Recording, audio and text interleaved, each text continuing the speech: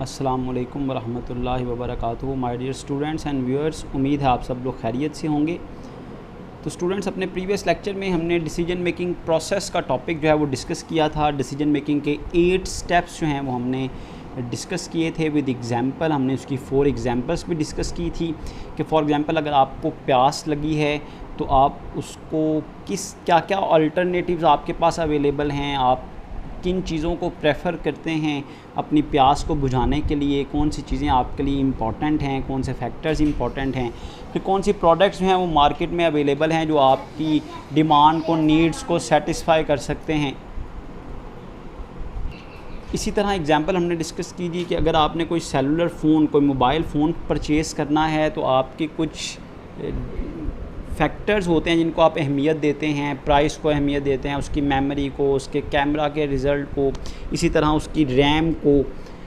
और अगर आपने कोई लैपटॉप ख़रीदना है तो मैंने बताया जैसे स्टोरेज और मेमोरी आपके लिए इम्पॉर्टेंट है, उसका वेट कितना है ये इम्पॉर्टेंट है, फिर उसकी कैपेसिटी कितनी है ये इम्पॉर्टेंट है, वो कौन सा मॉडल है ये इम्पॉर्टेंट है आपके लिए।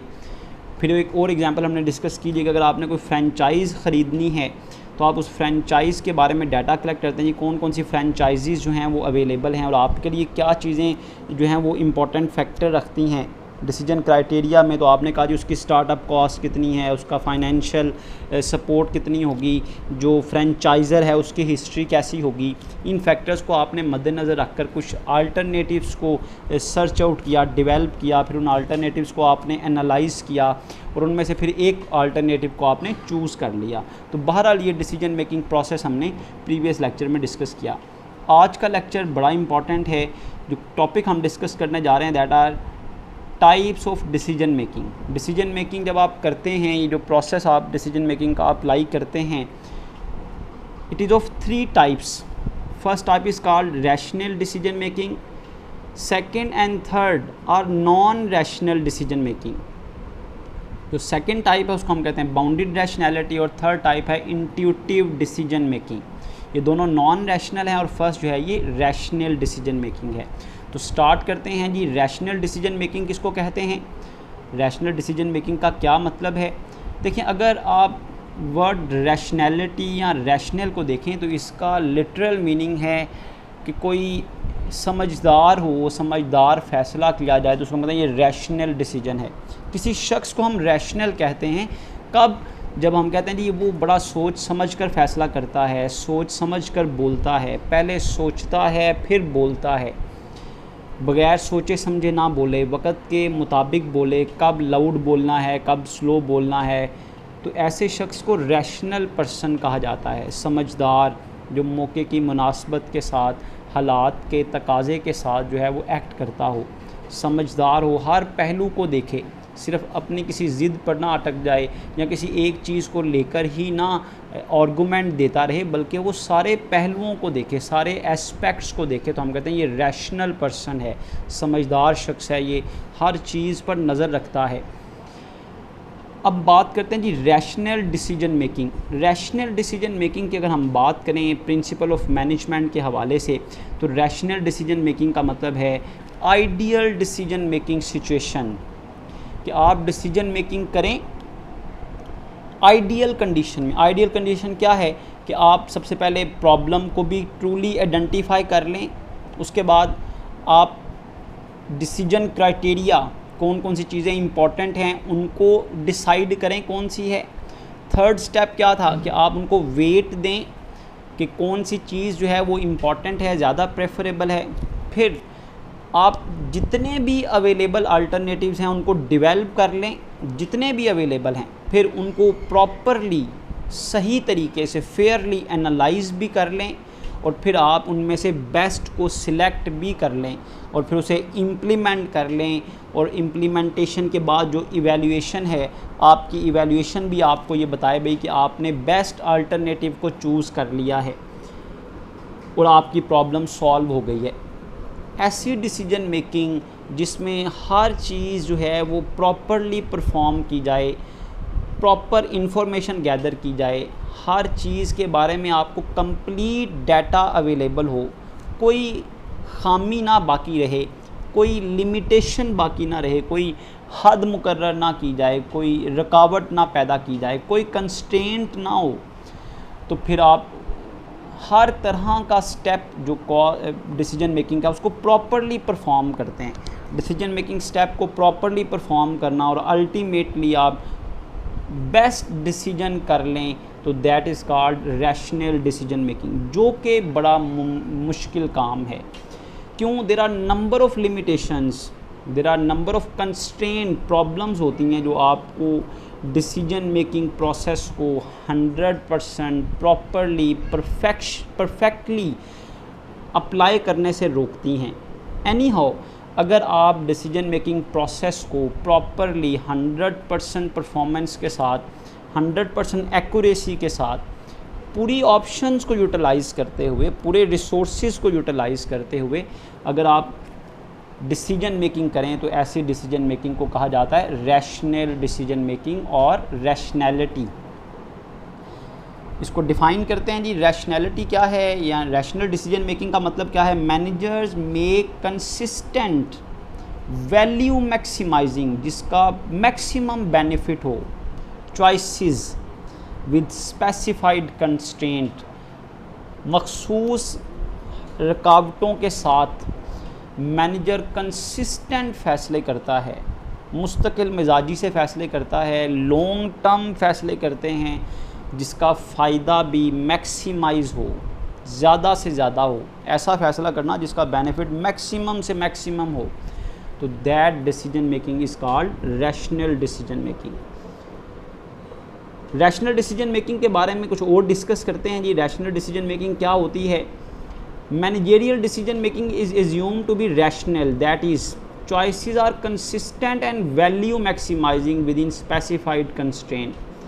The assumptions of rationality are summarized. Rational decision making तब की जा सकती है अगर ये अजम्पशंस फुलफ़िल हों। तो इन अजम्पशंस को डिस्कस करते हैं। पहले इनके बारे में इंट्रो देख लें इनका।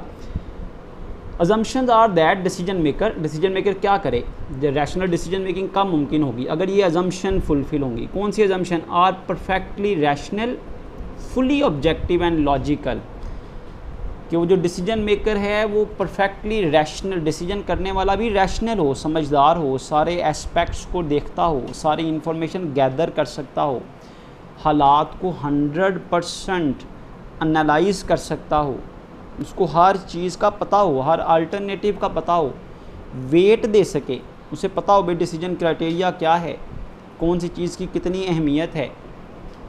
तो डिसीजन मेकर का रैशनल होना ज़रूरी है, फिर रैशनल डिसीजन मेकिंग होगी। इसी तरह फुली ऑब्जेक्टिव, उसका आज़ाद होना, इंडिपेंडेंट होना, मतलब उसमें किसी किस्म की जानिबदारी ना हो, वो आज़ादाना फ़ैसले करने वाला हो, फुली ऑब्जेक्टिव डिसीजन करे और लॉजिकल डिसीजन करे।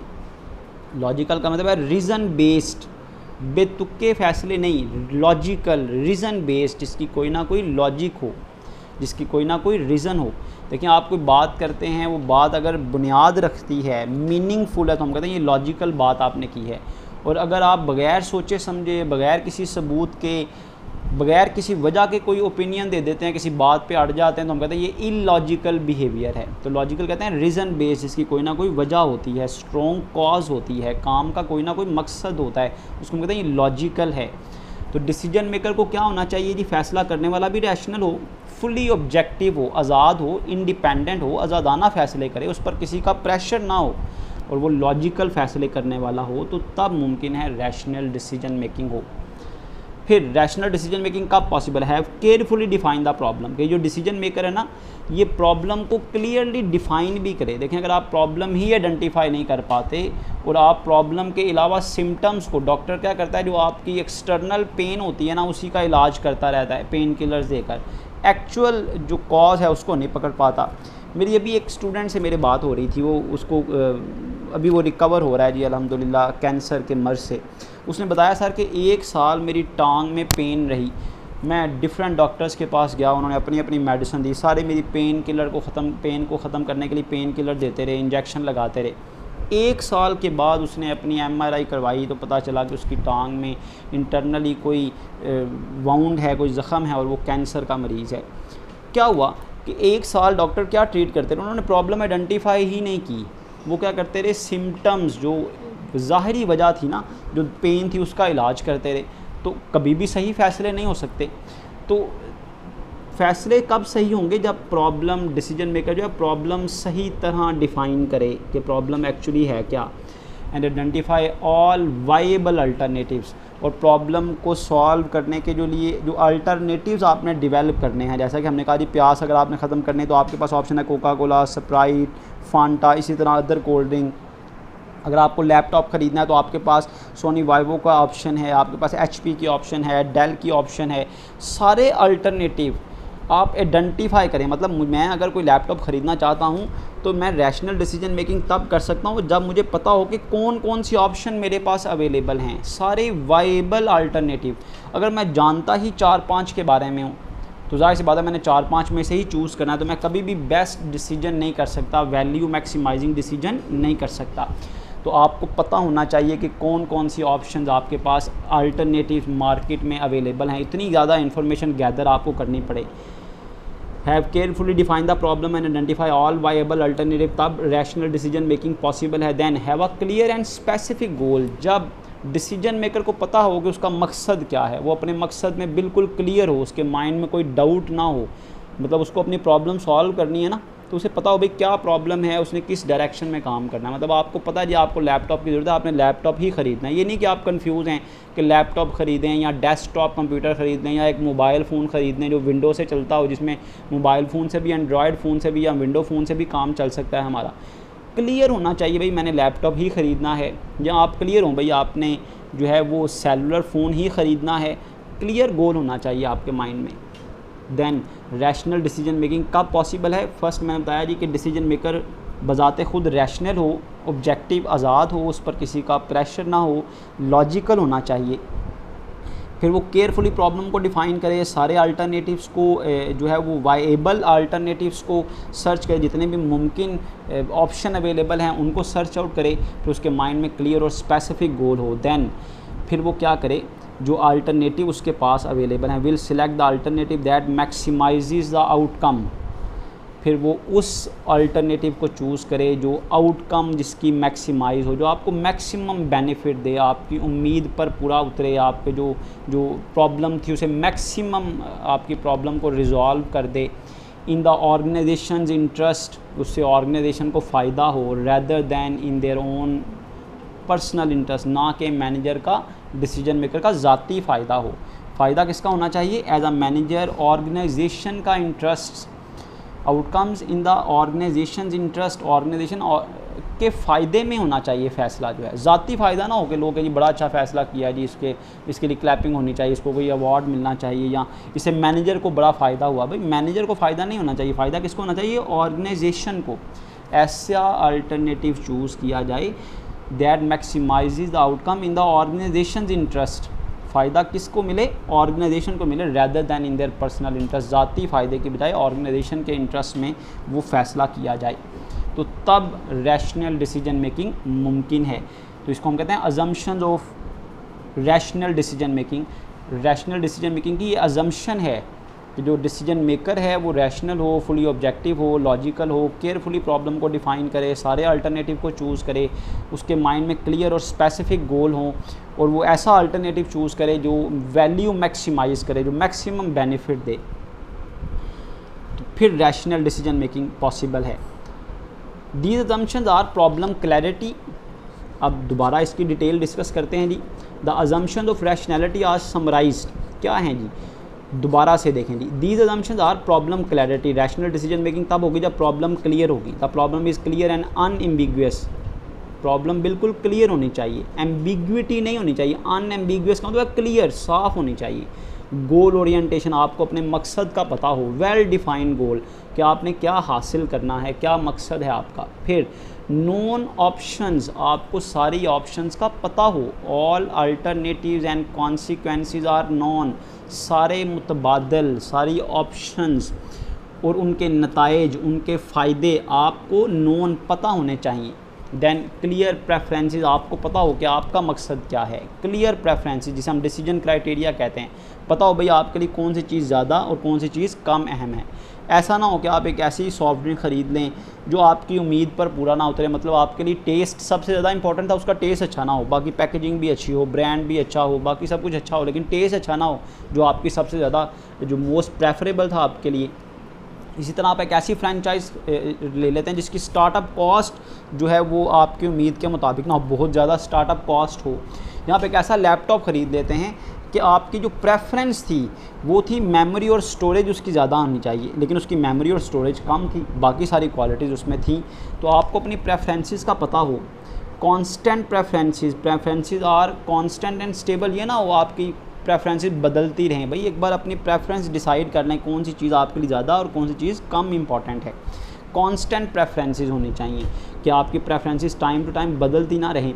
फिर नो टाइम और कॉस्ट कंस्ट्रेंट, आप जब प्रॉब्लम को सॉल्व करने, डिसीजन मेकिंग प्रोसेस को अप्लाई कर रहे हों, आप जब प्रॉब्लम को आइडेंटिफाई कर रहे हों, आप जब डिसीजन क्राइटेरिया डिसाइड कर रहे हों, उनको वेट दे रहे हों, जब आप अल्टरनेटिव को डेवलप कर रहे हों, जब आप अल्टरनेटिव का एनालिसिस कर रहे हों, फिर उनको सिलेक्ट कर रहे हों। देखिए ये टाइम टेकिंग प्रोसेस है ना, आपको पहले प्रॉब्लम आइडेंटिफाई करने में टाइम लगेगा।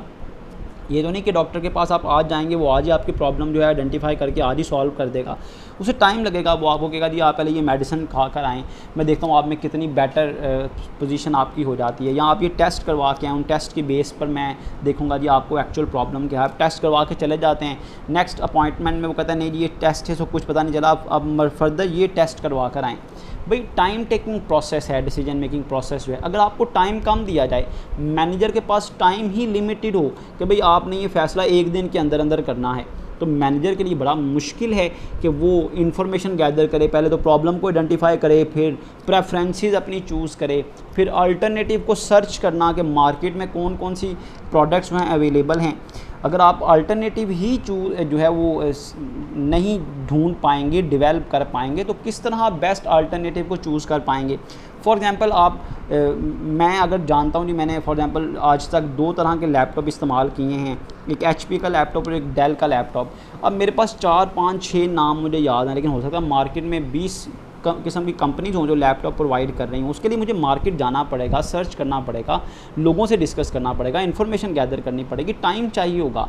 तो रैशनल डिसीजन मेकिंग तब मुमकिन है जब आपके पास कोई टाइम की पाबंदी ना हो, ना ही कॉस्ट की पाबंदी हो। नो टाइम और कॉस्ट कंस्ट्रेंट, टाइम और कॉस्ट की कोई रुकावट नहीं होनी चाहिए, वरना कभी भी रैशनल डिसीजन मेकिंग नहीं हो सकती, बेस्ट डिसीजन मेकिंग नहीं हो सकती, वैल्यू मैक्सिमाइजिंग डिसीजन मेकिंग नहीं हो सकती। एंड मैक्सिमम पे ऑफ, और उसका फ़ायदा मैक्सिमम होना चाहिए, तो तब मुमकिन है रैशनल डिसीजन मेकिंग जो है वो की जा सके। तो रैशनल डिसीजन मेकिंग के लिए दोबारा हमने डिस्कस किया जी, प्रॉब्लम क्लियर होनी चाहिए, गोल आपका क्लियर होना चाहिए, आपको सारी ऑप्शंस नोन होनी चाहिए, पता होना चाहिए, आपकी प्रेफरेंसेस क्लियर भी हों और कांस्टेंट भी रहें, तरजीहात आपकी बदलती ना रहें। फिर आपको कोई टाइम या कॉस्ट की रुकावट नहीं होनी चाहिए, फिर मैक्सिमम पे ऑफ और उसका फ़ायदा मैक्सिमम होना चाहिए, देन हम कहेंगे कि ये रैशनल डिसीजन मेकिंग है।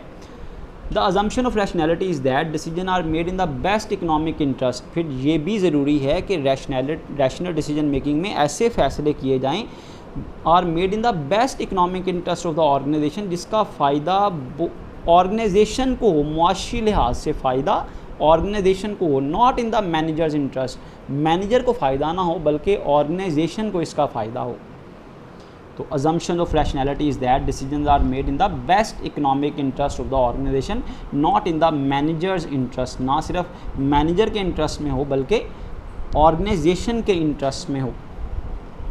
The assumption of rationality can be met। ये assumption कब जो है वो फुलफ़िल की जा सकती हैं, इनके बारे में हमने डिस्कस किया कि ये रैशनैलिटी की जो रिक्वायरमेंट्स हैं, जो assumptions हैं, कैसे मेट होंगी। The manager is face with simple problem. Rational decision making सिर्फ तब मुमकिन है अगर सिंपल प्रॉब्लम हुई, गोल्स आर क्लियर हुए एंड अल्टरनेटिव लिमिटेड, जो ऑप्शन है ना वो लिमिटेड हो, मतलब आपको 6-7 ऑप्शन में से चूज़ करना हो। अगर आपके पास 100 ऑप्शंस हैं और 100 ऑप्शंस को एनालाइज करना, फिर देखना कौन सी बेस्ट है, किसकी कॉन्सिक्वेंसेस बेस्ट है, वो मुश्किल हो जाता है। देखें, आप किसी शॉप पे जाते हैं कोई चीज़ ख़रीदने, जितनी ज़्यादा वैरायटी वो आपके सामने रख देता है ना, उसमें से बेस्ट चूज़ करना उतना मुश्किल हो जाता है। जितनी कम वैरायटी आपके सामने रखता है ना, उसमें से बेस्ट चूज़ करना उतना आसान है। उसने आपके सामने 3 प्रोडक्ट रखी, आपने तीनों को स्टडी किया, उनमें से एक अपनी मर्ज़ी की ख़रीद ली। अगर वो आपके सामने 20 प्रोडक्ट्स रख दिया, अब आप 20 को 1 बाय 1 देखेंगे, टाइम भी ज़्यादा लगेगा, एफर्ट भी लगेगी, आप इसको बोरिंग भी समझेंगे, आपके लिए 20 में से बेस्ट चूज़ करना मुश्किल हो जाएगा। तो रैशनल डिसीजन मेकिंग तब पॉसिबल होती है जब सिंपल प्रॉब्लम हो in which goals are clear and alternative are limited, alternative हैं वो लिमिटेड होने चाहिए। फिर रैशनल डिसीजन मेकिंग कब होगी? In which time pressure are minimal, time का जो प्रेशर है वो नहीं होना चाहिए मैनेजर पर। अगर टाइम प्रेशर होगा तो वो जल्दबाजी में गलत फैसले कर लेगा, वो वैल्यू मैक्सिमाइजिंग या कंसिस्टेंट डिसीजन नहीं कर पाएगा।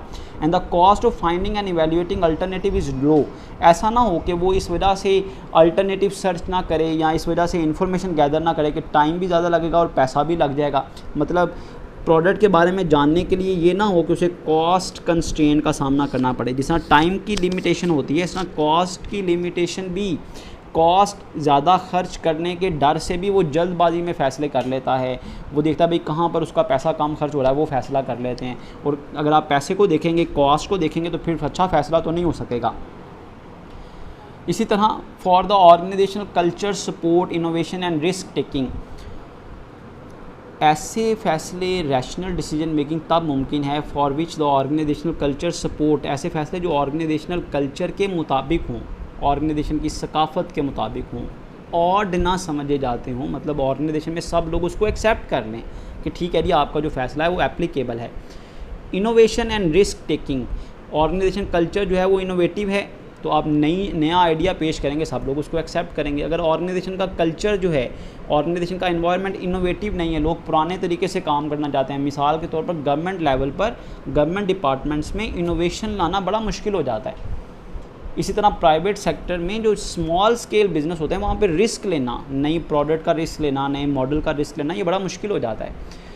तो decision making, rational decision making तब मुमकिन है जब आप ऐसे फ़ैसले करें जो ऑर्गेनाइजेशन के कल्चर के मुताबिक हों। इनोवेशन, अगर ऑर्गेनाइजेशन इनोवेटिव है तो इनोवेटिव डिसीजन जो हैं वो आपके रैशनल होंगे, मैक्सिमम बेनिफिट देंगे। इसी तरह रिस्क टेकिंग, अगर ऑर्गेनाइजेशन रिस्क टेकिंग है तो आपके रिस्क, जो हाई रिस्क डिसीजंस होंगे वो एक्सेप्टेबल होंगे। लेकिन अगर ऑर्गेनाइजेशन जो है वो रिस्क टेकिंग नहीं है और आपने रिस्की डिसीजन कर ली हैं, तो वो ऑर्गेनाइजेशन के लिए वो रैशनल नहीं होंगे, वैल्यू मैक्सिमाइजिंग नहीं होंगे।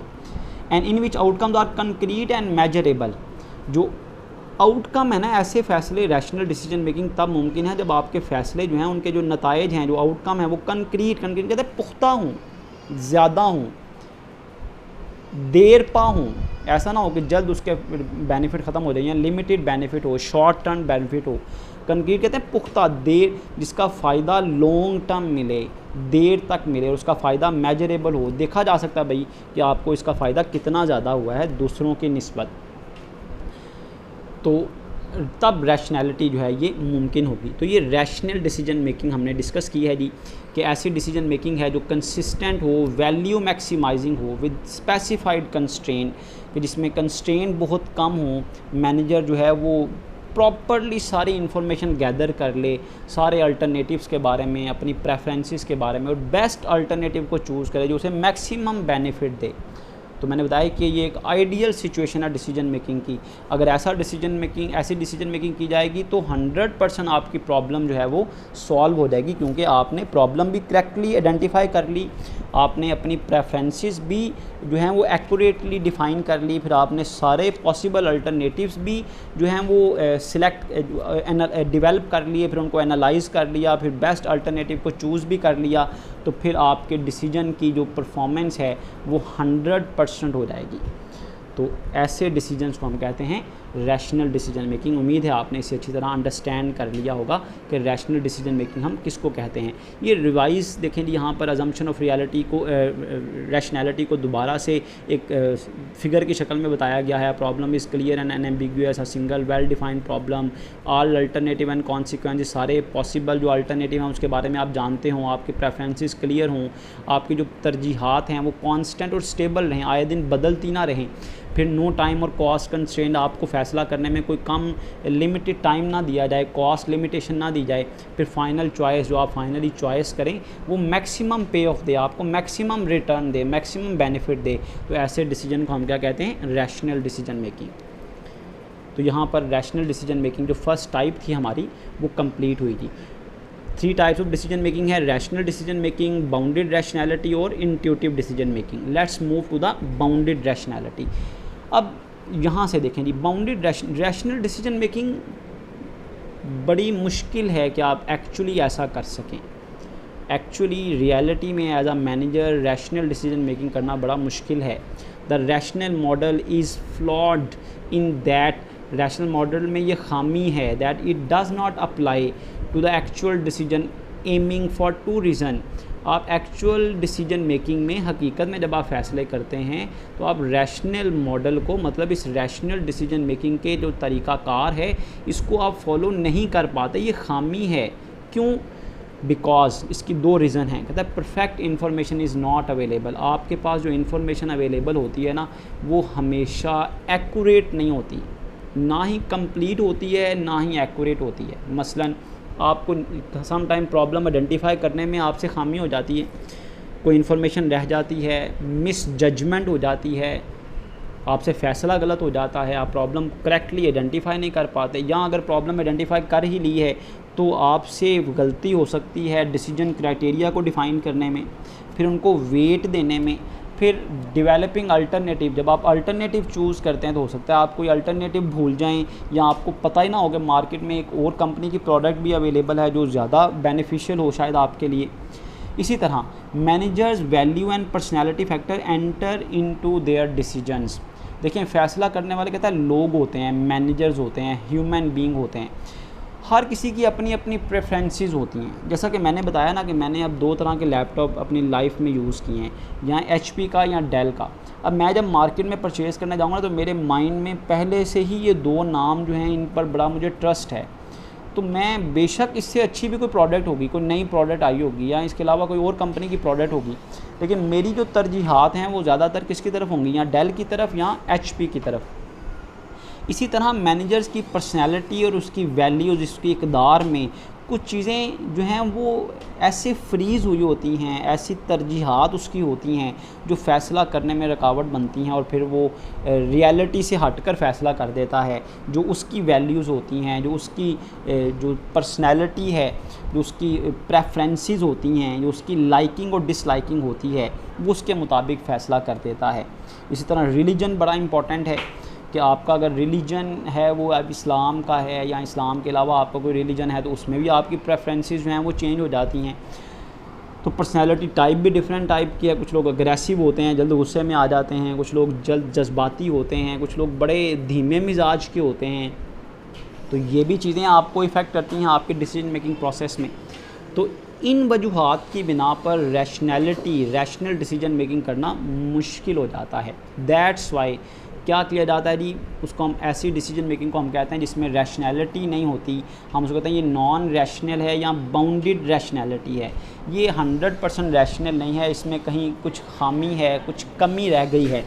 उसकी मुख्तलिफ रीज़न, जैसे कि मैंने अभी आपसे डिस्कस की, 2 रीज़न आपसे डिस्कस की कि इन्फॉर्मेशन जो है ना आपके पास 100% इन्फॉर्मेशन आप गैदर नहीं कर पाते, और फिर उसकी दूसरी रीज़न मैंने आपके साथ डिस्कस की कि सम टाइम ये भी मुमकिन होता है कि आपकी अपनी कुछ लाइकिंग और डिसलाइकिंग, कुछ प्रेफरेंसेस होती हैं जिसकी वजह से आप जो है वो प्योरली जो अल्टरनेटिव हैं उनको डेवलप नहीं कर पाते, फिर बेस्ट अल्टरनेटिव चूज़ नहीं कर पाते, आप अपनी ज़ाती राय पर चले जाते हैं, अपनी पसंद नापसंद पर चले जाते हैं।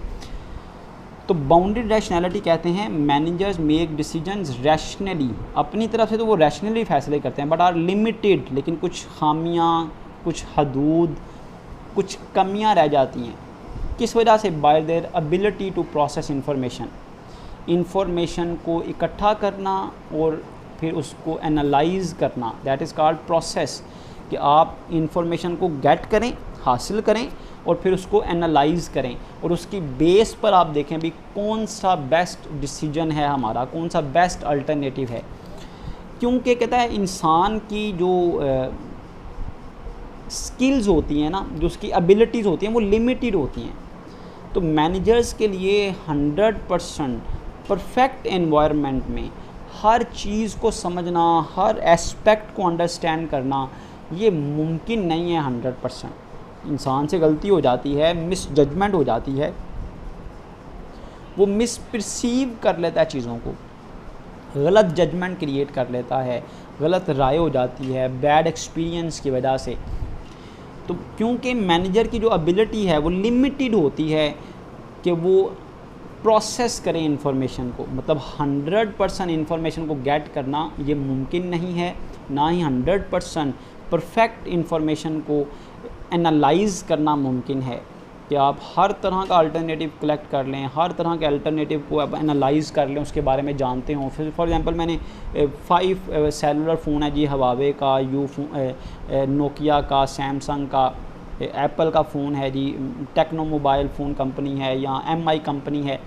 मुझे अब इनके बारे में लिमिटेड इन्फॉर्मेशन है, मतलब मैं फॉर एग्जांपल मैं कह सकता हूँ जी मैंने सैमसंग का फ़ोन यूज़ किया हुआ है या नोकिया का फ़ोन यूज़ किया हुआ है, इनके बारे में मुझे कंप्लीट इन्फॉर्मेशन होती है, बाकियों के बारे में मुझे 100% इन्फॉर्मेशन नहीं होती। फिर जैसी भी इन्फॉर्मेशन अवेलेबल होती है ना, उसी की बेस पर हम फैसला कर देते हैं। अब क्योंकि मेरी इन्फॉर्मेशन लिमिटेड है, एज अ मैनेजर आपको हर चीज़ का नहीं पता होता, दैट्स वाई हम ये कहते हैं भी फिर रैशनैलिटी 100% रैशनैलिटी पॉसिबल नहीं होती, तो हम उसको कहते हैं ये क्या है, बाउंडेड रैशनैलिटी है, जिसमें कुछ खामियां हैं, कुछ हदूद हैं, कुछ रिस्ट्रिक्शंस हैं, कुछ कंस्ट्रेंट्स रह गई हैं। तो इस डिसीजन मेकिंग में बाउंडेड रैशनैलिटी में ये देखा जाता है, मतलब क्या अज्यूम किया जाता है कि डिसीजन मेकर क्या करता है जी, क्यों बाउंडेड रैशनैलिटी करता है, क्यों बाउंडेड रैशनैलिटी के जो इस पर बेस्ड डिसीजन करता है, विल नॉट सीक आउट, वो हासिल नहीं कर पाता और हैव नॉलेज, या उसके पास इल्म नहीं होता ऑफ ऑल अल्टरनेटिव, सारे अल्टरनेटिव्स का के बारे में उसको इल्म नहीं होता। मतलब आपने 5-6 किस्म की सॉफ्ट ड्रिंक पी है ना, तो आपके पास उसी का नॉलेज है।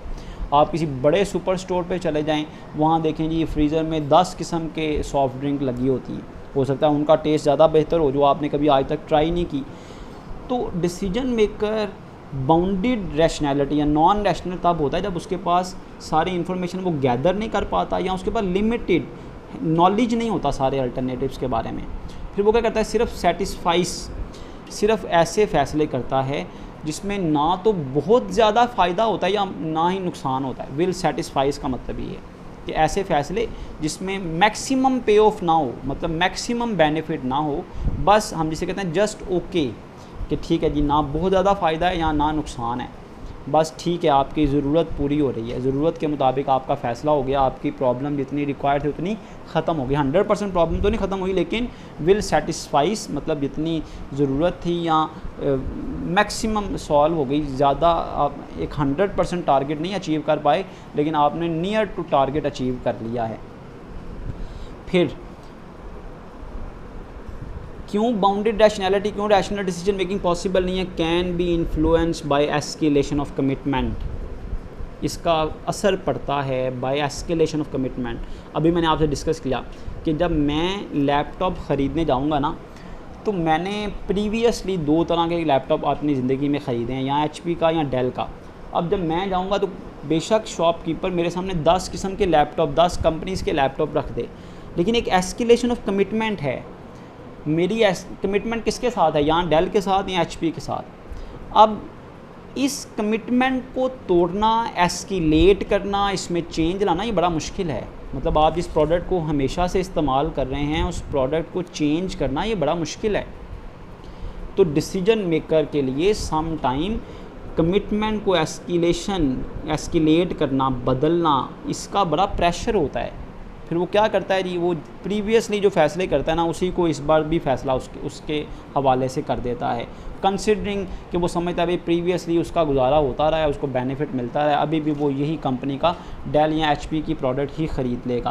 तो हम इसे कहते हैं ये क्या है, उस पर असर हुआ है किस चीज़ का, एस्केलेशन ऑफ कमिटमेंट का, कि जो प्रीवियस डिसीजन मेकिंग वो जिस तरह करता था, अब उसके लिए उस कमिटमेंट को मतलब उसको तोड़ना, उसमें चेंज करना, एस्केलेशन करना, इसका बड़ा प्रेशर था, इसलिए उसने पुराना डिसीजन ही कर लिया। इस वजह से हम कहते हैं जी रैशनल डिसीजन मेकिंग जो है वो पॉसिबल नहीं है। 100% आप डिसीजन मेकिंग नहीं कर सकते जो वैल्यू मैक्सिमाइजिंग हो, जो कंसिस्टेंट हो, जिसका ऑर्गेनाइजेशन को ही फ़ायदा सिर्फ हो, मैनेजर को फ़ायदा ना हो। तो ये वो वजूहात हैं जिसकी बिना पर हम कहते हैं जी नॉन रैशनल डिसीजन मेकिंग होती है या बाउंडेड रैशनैलिटी होती है। इसकी डिटेल डिस्कस करते हैं। In spite of these limits to the perfect rationality, कहता है इसके बजाय कि हम परफेक्ट रैशनैलिटी की तरफ जाएं, कोई लिमिटेशन होती हैं। Manager are expected to appear rational, manager से आप एक्सपेक्ट तो यही करते हैं कि वो रैशनल हो जब भी फैसले करे, but because of perfectly rational model of decision making is not realistic, हकीकत में रैशनल डिसीजन मेकिंग करना मुमकिन नहीं है। Managers tend to operate under assumptions of bounded rationality, तो मैनेजर्स को आम तौर पर फैसले करने पड़ते हैं बाउंडेड रैशनैलिटी में, मतलब रैशनैलिटी को कंप्रोमाइज़ करना पड़ता है, नॉन रैशनल होना पड़ता है, which is behaviour that is rational with in the, जिसमें वो कोशिश तो करते हैं रैशनल होने की, लेकिन कुछ पैरामीटर्स आ जाते हैं, कुछ हदूद आ जाती हैं, कुछ ऐसी लिमिटेशंस आ जाती हैं, रुकावटें आ जाती हैं जो 100% उसे रैशनल नहीं होने देती। Parameters of simplified decision making process that is limited और bounded by individuals ability to process information, मतलब इंडिविजुअल के लिए ये मुमकिन नहीं होता कि वो इंफॉर्मेशन को 100% प्रोसेस कर सके, 100% इंफॉर्मेशन गैदर कर सके, तो फिर वो जो अवेलेबल इंफॉर्मेशन उसके पास होती है अल्टरनेटिव्स के बारे में, उसी में से किसी को चूज़ कर लेता है, जिसमें उसकी एस्केलेशन ऑफ कमिटमेंट भी इफ़ेक्ट करती है। फिर सेटिस्फाइस कि वो देखता है भाई जिसमें गुजारा हो जाए, बस ना बहुत ज़्यादा हो ना बहुत कम हो, दरमियाने दर्जे का बेनिफिट हुआ, उसको चूज़ कर लिया। सारे अल्टरनेटिव्स के बारे में उसके पास ऑप्शन जो है वो इन्फॉर्मेशन नहीं होती, फिर वो उन्हीं हालात में फ़ैसला कर लेता है। तो बाउंडेड रैशनैलिटी का मतलब हुआ ability of managers to be perfectly rational in decision making is limited, कि उसकी जो एबिलिटी थी ना कि वो रैशनल होता, उसको महदूद कर दिया जाता है कुछ फैक्टर्स की वजह से, as cognitive capacity and time constraint, क्योंकि हर इंसान की सोच महदूद होती है। कॉग्निटिव कैपेसिटी, आप हर चीज़ को नहीं इमेजिन कर सकते, नहीं सोच सकते, हर वक्त से पहले हर चीज़ के बारे में आप आइडिया नहीं ले सकते। कॉग्निटिव कैपेसिटी, आपकी सोच महदूद होती है, मतलब मैक्सिमम हम कहते हैं नहीं मार्केट में 20 प्रोडक्ट्स हैं, तो एक बंदा उसके पास बड़े इन्फॉर्मेशन है, एक मैनेजर है उसका बड़ा एक्सपीरियंस है, भाई उसके पास 20 में से 18 के बारे में नॉलेज है, 2 के बारे में फिर भी नॉलेज नहीं है। तो 100% नॉलेज किसी के पास नहीं है, अक्ल कुल किसी के पास भी नहीं है अल्लाह के अलावा। तो कॉग्निटिव कैपेसिटी जो है ये लिमिटेड होती है, सोच आपकी महदूद होती है किसी ना किसी हद तक। और फिर टाइम कंस्ट्रेंट, आपके पास ये भी नहीं कि आप मैनेजर हैं तो अब आपको फ़ैसला करने के लिए अनलिमिटेड टाइम मिल गया है, आपको सम टाइम डिसीजन मेकिंग जो है वो टाइम में रहकर करनी है, 2 दिन में, 4 दिन में, 1 हफ्ते में, 6 महीने में। जबकि अगर आप रैशनल होना चाहते तो हो सकता है आपको 2 साल लग जाएँ वो 6 महीने वाले फ़ैसले को करने में।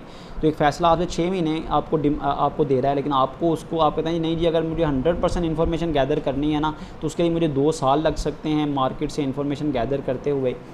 तो टाइम कंस्ट्रेंट की वजह से भी मैनेजर की जो एबिलिटी होती है कि वो रैशनल हो, ये लिमिट हो जाती है, ये महदूद हो जाती है, वो 100% रैशनल नहीं हो पाता। तो actual decision making is not perfectly rational because of, actual decision making क्यों नहीं रैशनल होती जी, क्यों उसमें रैशनैलिटी नहीं होती, इसकी वजह से इनएडिक्वेट इन्फॉर्मेशन, आपके पास मुनासिब 100% मालूमात नहीं होती।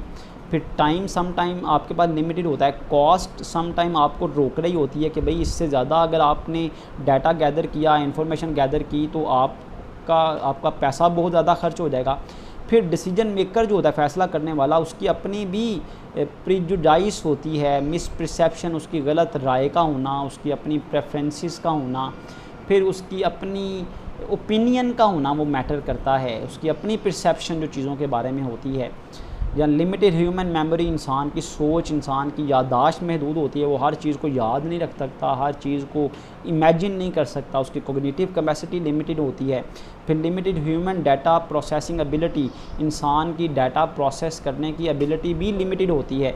दैट्स वाई आप 100% डाटा जब गैदर नहीं कर सकते, उसको प्रोसेस नहीं कर सकते। प्रोसेस करने का मतलब ये हुआ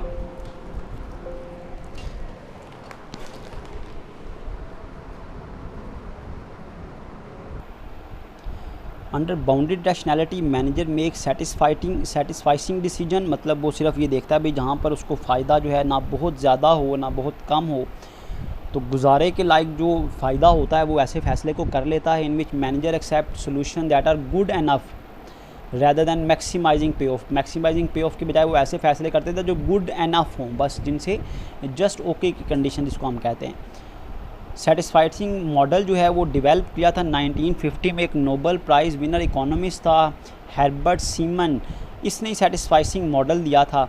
holds that manager seek alternative, के मैनेजर अल्टरनेटिव्स के बारे में जानकारी हासिल करते हैं, सीख करते हैं ओनली अनटिल, जब तक वो ये फाइंड आउट ना कर लें दैट लुक सेटिस्फैक्ट्री, कि ऐसी अल्टरनेटिव उसे मिल जाए जो सेटिस्फैक्ट्री हो, rather than seeking the optimal decision, कि जो मैनेजर्स होते हैं ना वो आम तौर पर ऐसा फ़ैसला करते हैं या ऐसी अल्टरनेटिव्स को चूज़ करते हैं जो सेटिस्फैक्ट्री हो, रैदर दैन वो ऐसे डिसीजन के लिए सीकिंग ही नहीं करते, मतलब कोशिश ही नहीं करते जो ऑप्टिमल डिसीजन हो, मैक्सिमम पे ऑफ दे, ऐसे फ़ैसले के लिए आमतौर पर मैनेजर्स जो हैं वो कोशिश ही नहीं करते। फिर दूसरा हमने पढ़ा था जी एस्केलेशन ऑफ कमिटमेंट, जैसा कि मैंने बताया कि मेरी कुछ कमिटमेंट हैं जो पुरानी चीज़ में प्रोडक्ट यूज़ कर रहा हूँ, या मैंने किसी से सुना, मुझे किसी ने बताया कि भाई ये प्रोडक्ट बड़ी अच्छी है, तो मैंने उसको माइंड में बना लिया भाई इसी प्रोडक्ट को मैं ख़रीदूँगा। अब जब मार्केट में गया तो शॉपकीपर ने मुझे डिफरेंट प्रोडक्ट दिखा दी, लेकिन मेरे माइंड में कहीं वही बात है कि मैंने पहले भी प्रोडक्ट ये इस्तेमाल की हुई है या मुझे किसी ने बताया था, तो मेरी सुई जो है ना माइंड में वहाँ पर ही अटकी है कि भाई नहीं वो प्रोडक्ट जो है वो ज़्यादा बेहतर होगी क्योंकि किसी ने मुझे बताया था, उसके बारे में उसने इस्तेमाल किया हुआ है। तो मैनेजर डिसीजन मेकिंग में also be strongly influence by the organisational culture, internal politics, power consideration and by phenomena called escalation of commitment. इन चीज़ों का भी असर पड़ता है कि ऑर्गेनाइजेशन का कल्चर कैसा है, ऑर्गेनाइजेशन में क्या सियासत चल रही है, आपने उसमें रहते हुए अपने आप को बचाकर फ़ैसला करना है। पार कंसिडरेशन, आप पर प्रेशर सम टाइम होता है जिसकी वजह से आपको फ़ैसला करना पड़ता है किसी के हक़ में, ये देखते हुए भी कि भाई वो प्रोडक्ट ठीक नहीं है। फॉर एग्जांपल अगर आप गवर्नमेंट जॉब कर रहे हैं तो आपको देखना पड़ता है भाई कि गवर्नमेंट को जहाँ पर बेनिफिट होगा आपको वो फ़ैसला करना है, रैदर दैन कि आप पब्लिक का बेनिफिट करें या अपने इंस्टीट्यूशन का बेनिफिट देखें। आप देखते हैं भाई कहाँ पर गवर्नमेंट का बेनिफिट हो रहा है तो आप उसी में फ़ैसला कर देते हैं। तो एस्केलेशन ऑफ कमिटमेंट क्या है? इंक्रीज कमिटमेंट हुआ प्रीवियस डिसीजन, मेरी कमिटमेंट होती है इंक्रीज्ड कमिटमेंट किसके साथ? टू द प्रीवियस डिसीजन, जो मैंने पहले फ़ैसले किए होते हैं।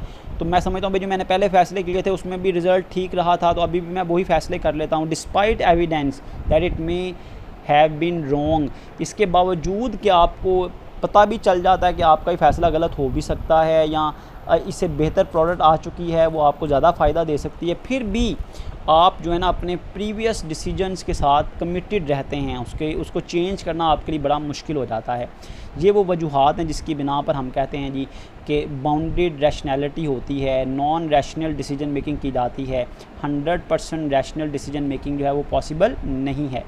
तो जैसा कि मैंने बताया था कि हमने 3 टाइप्स ऑफ डिसीजन मेकिंग को डिस्कस करना है, rational decision making, bounded rationality और थर्ड टाइप है इंट्यूटिव डिसीजन मेकिंग। ये भी नॉन रैशनल है कि आप इंट्यूटिव डिसीजन मेकिंग करें।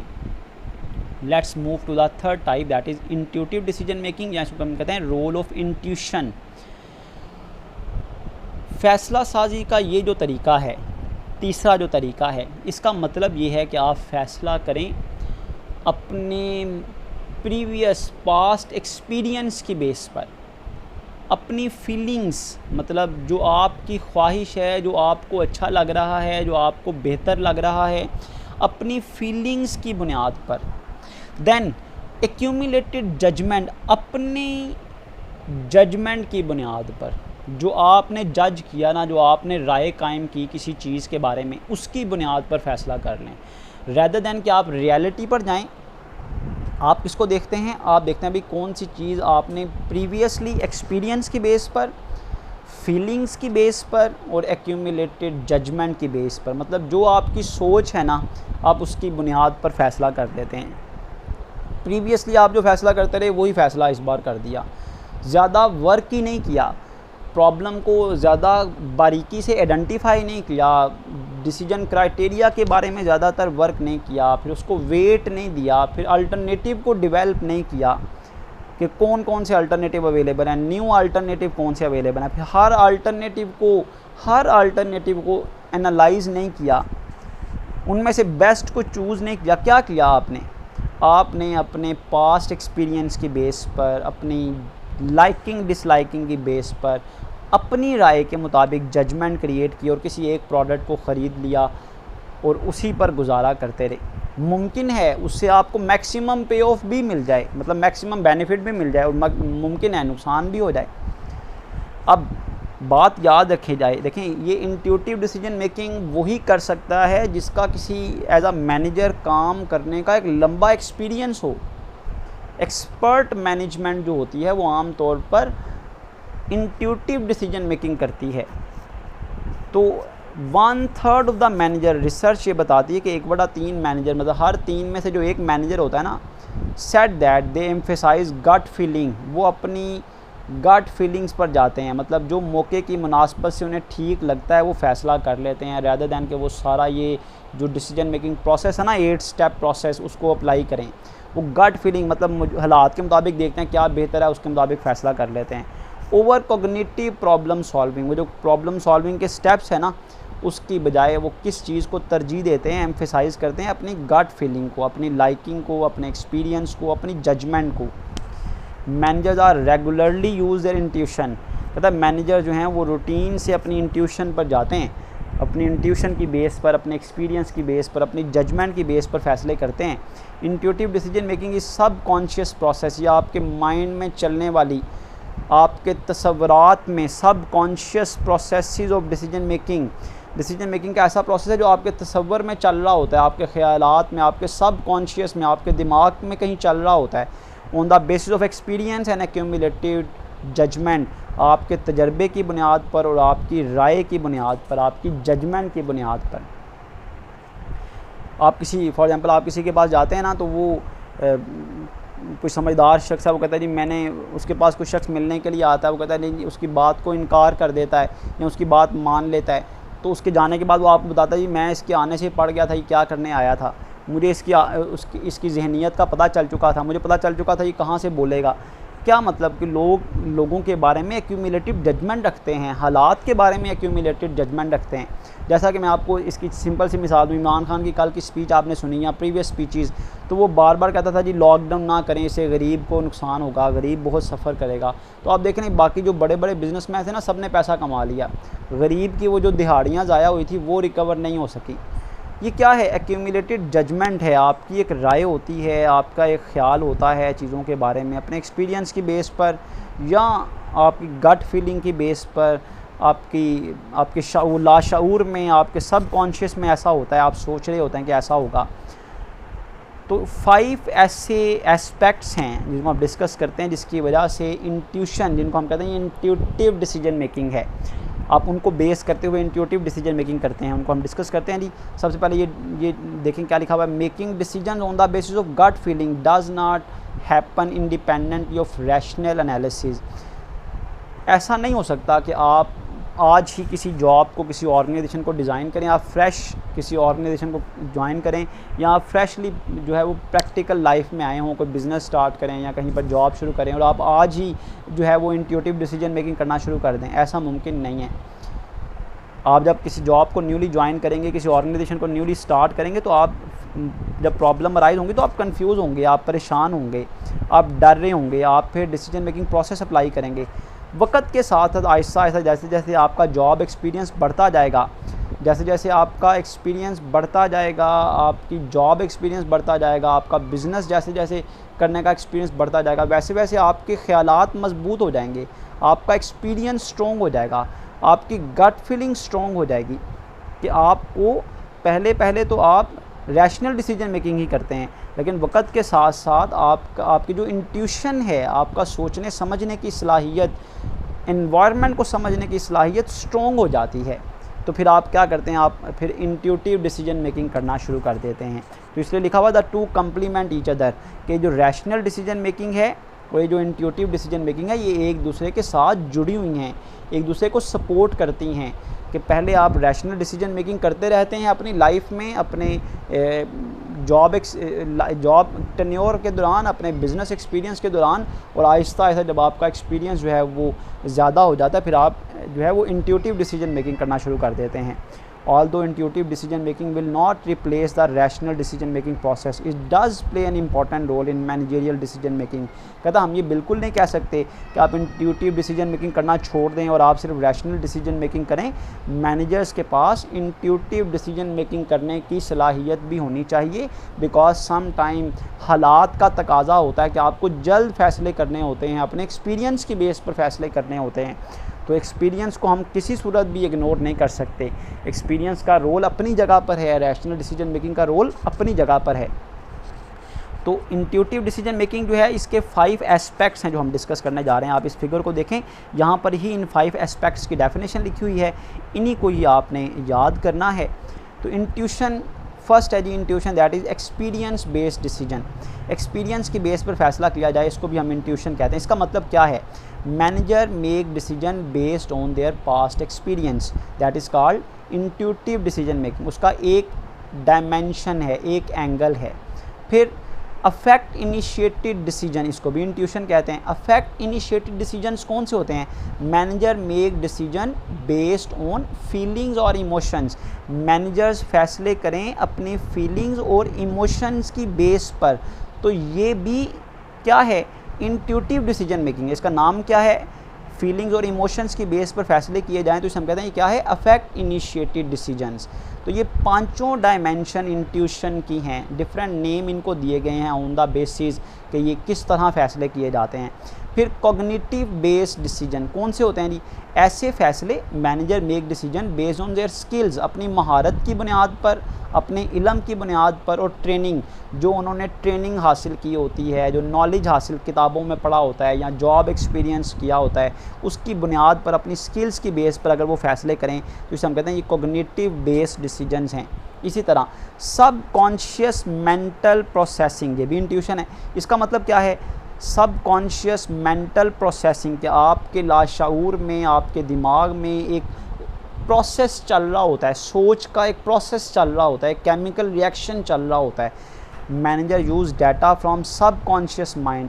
मैनेजर अपने लाशऊर से, अपने दिमाग से सिग्नल लेता है और उसकी मदद से help them to make decision, और उसकी मदद से फ़ैसले कर लेता है अपने दिमाग पर जाते हुए. इसी तरह वैल्यूज़ और एथिक्स बेस्ड डिसीजन, ये भी इंट्यूशंस कहलाती हैं. ऐसे फ़ैसले जो राइट और रॉन्ग को देखा जाता है, अपनी इक़दार को देखा जाता है, अपनी वैल्यूज़ को देखा जाता है. Ethical values, manager make decision based on ethical values और कल्चर. ऑर्गेनाइजेशन का कल्चर, ऑर्गेनाइजेशन की सकाफ़त, उसकी रवायात, उसकी वैल्यूज़ देखी जाती हैं, उसकी इक़दार देखी जाती हैं और उसकी बुनियाद पर फ़ैसला कर दिया जाता है. रैदर दैन कि आप रैशनल डिसीजन मेकिंग करें, आप कल्चर की बेस पर फैसले करते हैं, एथिकल वैल्यूज़ की बेस पर फैसले कर देते हैं. तो इंट्यूशन में एक्सपीरियंस बेस्ड डिसीजंस भी आते हैं, अफेक्ट इनिशिएटेड डिसीजंस भी आते हैं, कॉग्निटिव बेस्ड डिसीजंस भी आते हैं, सब कॉन्शियस मेंटल प्रोसेसिंग डिसीजंस भी आते हैं और वैल्यूज़ और एथिक बेस्ड डिसीजन भी आते हैं. तो ये तो था इंट्यूटिव डिसीजन मेकिंग या इंट्यूशन, रोल ऑफ इंट्यूशंस. तो 3 type of decision making process हम डिस्कस कर रहे थे जी. हमने इस लेक्चर में 3 types of decision making process को डिस्कस किया, जिसमें सबसे पहले हमने rational decision making, then bounded rationality क्या है, and then intuitive decision making क्या है, इनको डिस्कस किया. उम्मीद है आपके लिए लेक्चर बड़ा हेल्पफुल होगा. इस लेक्चर को भी आप जस्ट बुक जो है वो इन स्लाइड्स में जो मटेरियल लिखा हुआ है उसी की बेस पर जो है वो नोट्स बना लें अपने, तो एनफ होगा. बेशक आप बुक से डिस्कस ना करें, बुक को वैसे आप अपनी नॉलेज के लिए पढ़ सकते हैं, आप अपनी वोकेबलरी को इम्प्रूव करने के लिए, अपने जो सब कॉन्शियस है, आपके जो सोच है उसको एक्सटेंड करने के लिए आप बुक को रीड आउट कर सकते हैं. यहाँ पर मैं अपना लेक्चर जो है वो वाइंड अप करता हूँ. ये टॉपिक हमारा टाइप्स ऑफ डिसीजन मेकिंग जो है वो यहाँ पर कंप्लीट हुआ. अल्लाह ताला आपको दुनिया और आखिरत के हर इम्तिहान में कामयाब करे. BBA सेकंड सेमेस्टर की क्लास मेरे लिए बड़ी इंपॉर्टेंट इस लिहाज से बड़ा मज़ा आया आपको फर्स्ट सेमेस्टर में पढ़ाकर. आप लोग बड़े एक्टिव थे, बड़ा अच्छा पढ़ रहे थे. हर रोज़ मैं लेसन सुनता था, मैक्सिमम स्टूडेंट्स जो हैं वो लेसन सुनाते थे. यही मैं आपसे एक्सपेक्ट करता हूँ कि अब आप सेकंड सेमेस्टर में भी वैसे ही एफ़र्ट करें, बल्कि पहले से ज़्यादा एफ़र्ट करें. तो मुझे उम्मीद है कि आप लोग जो है इस बात को समझेंगे और मेरी उम्मीद पर पूरा उतरेंगे और जैसे आप फर्स्ट सेमेस्टर में एफ़र्ट करते रहे वैसे बल्कि उससे ज़्यादा आप एफ़र्ट करेंगे, क्योंकि मुझे आपसे बहुत ज़्यादा एक्सपेक्टेशन है, बहुत ज़्यादा उम्मीदें हैं। तो अगर कोई बच्चा कहता है जी मैंने असाइनमेंट नहीं बनानी, या मैं लेट हो गया, या मुझे ये मसला था, मुझे वो मसला था, मुझे इस बात पे गुस्सा आता है कि भाई मैं आपसे बड़ी उम्मीद रख रहा हूँ और आप जो है वो वैसे एफ़र्ट नहीं कर रहे हैं या लेज़ी हो चुके हैं, तो मुझे नहीं उम्मीद। मैं समझता हूँ भाई आपको अब कहने की ज़रूरत नहीं है। बेशक छुट्टियाँ चल रही हैं, कॉलेज नहीं जा रहे आप, पर वो जो है वो पाबंदियाँ नहीं हैं, वो सख्ती नहीं की जा सकती जो क्लास में की जा सकती है। लेकिन मुझे उम्मीद है कि इस सख्ती के बगैर अब आप खुद रियलाइज़ करें कि अब आप ये सब आपके फ़ायदे के लिए है। तो इसलिए अपनी एफ़र्ट्स को जारी रखें। डेली बेसिस पर 5 to 6 आवर्स ज़रूर पढ़ें। ये 2-2.5 घंटे के लेक्चर लेने के बाद 4 to 5 और कम से कम पढ़ें डेली बेसिस पर। तो क्योंकि ये जो चीज़ें हैं ना, ये आज से 5 साल बाद 6 साल बाद जब आप जॉब के लिए अप्लाई करेंगे, तब वहाँ पर आप किसी को नहीं कह सकते जी मेरे नंबर कम आए क्योंकि कोविड-19 था तो ऑनलाइन क्लासेस थी मैं पढ़ नहीं सका। भाई वहाँ तब आपकी एक्सक्यूज़ किसी ने नहीं देखने। तब जॉब इंटरव्यू में, कंपटीशन में देखा जाएगा भाई आपके कितने मार्क्स हैं, आपने इंटरव्यू में क्या आंसर्स किया, आपने जो एंट्री टेस्ट हुआ पेपर जो जॉब के लिए उसमें कितने मार्क्स आपने गेन किए। उसके लिए आपका जो नॉलेज है वो ज़्यादा होना चाहिए आपके पास। दैट्स वाई आपको एफ़र्ट करनी है ताकि आप मैक्सिमम नॉलेज गेन्स कर सकें। अल्लाह ताला हम सबका हामी नासिर हो। अल्लाह ताला आपको दुनिया और आखिरत के हर इम्तिहान में कामयाब करे। यहाँ पर अपना लेक्चर मैं वाइंड अप करता हूँ। जज़ाकुमुल्लाह खैरा।